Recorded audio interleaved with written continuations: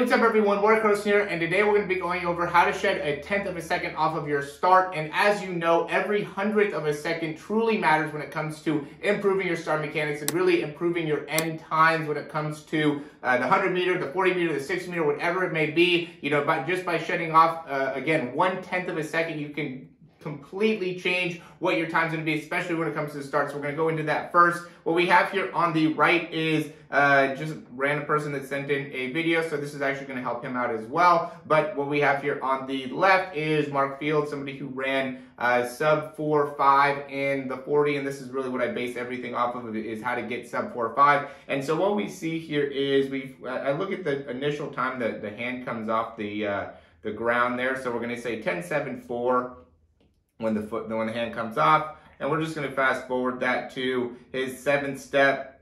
Boom, when it hits the ground, 12:38. I already did this math. It ends up being 164. Again, this is something that we've talked about before. 7 steps under 1.7 seconds is critical in order to make it so you can end up running that sub 4.5. We're going to say he lifted off the ground here, 11:53. 1, 2, 3, 4, 5, 6, 7, right? So first we'll say that he is not at that 10 yards, right? So he's not even at the place that he wants to get to. And he is at 13.30, which ends up being, again, we already did the math here, 1.73. So this isn't exactly going to make it so you can make a big difference from the 173 to the 164 of being a full 10th. It's really, 9/100ths of a second. But I want to be able to still show you some of the key things that went into play here in order to really understand your sprinting mechanics and really your start. And I think the first thing you want to understand is that this is something that anybody can do. I do want to be able to help out as many people with their start as possible, but at the end of the day, what my true value is ends up being, in when you send in these breakdowns, being able to analyze it and give you back feedback that will make it so you can make some critical changes within your mechanics. First thing is first is that he ends up starting from his hip angle. If we zoom in here, we can see his hip position, head position, everything is at a total position of setting yourself up to have to work against your own gravity from the start. So you can see Mark Fields does a great job here. He starts, he drives those hips down, drives his shoulders up to make it so now he has the momentum to push himself out, in comparison to having to just, you still are driving the hips down, driving the shoulders up, but you're having to generate all that force out of the legs rather than use any of the momentum that you generate by just dropping your hips down.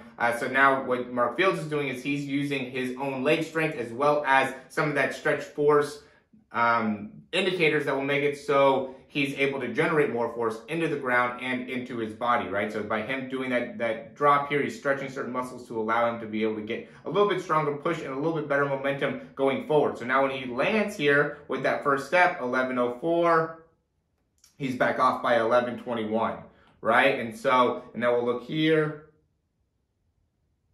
Let me adjust that. Down at 11.89.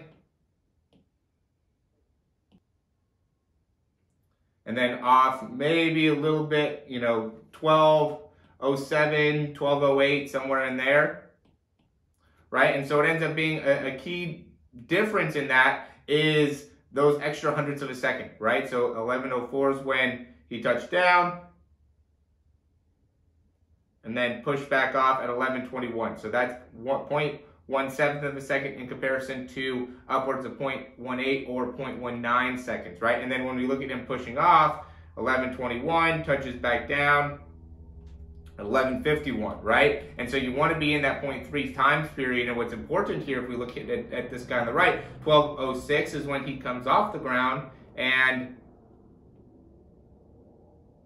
12.36 is when he touches the ground, right? And so they're both at a 0.3 in terms of their transition time, the time spent off the ground. So what you really want to be able to optimize here is your ability to be fast with that contact time okay, and making sure that you're able to generate force down into the ground and then be able to push off quickly. But what he actually needs to be able to do is generate more force from the very start, right, by being able to change some of his starts. So now when he's pushing off, he's actually getting more of a horizontal push, because right now, really with how his momentum is, he's not getting enough horizontal, so he's only picking up those 9 yards within those first 3 steps. And so a lot of it has to do with just his setup and being able to really make some changes there and be able to understand how to generate horizontal force out of the start and maximize the momentum in that part of it, and then be able to still make a big impact and transition through his contact time and how his foot is interacting with the ground, because those extra hundredths of a second are really what are adding up and making it so he's not able to get to that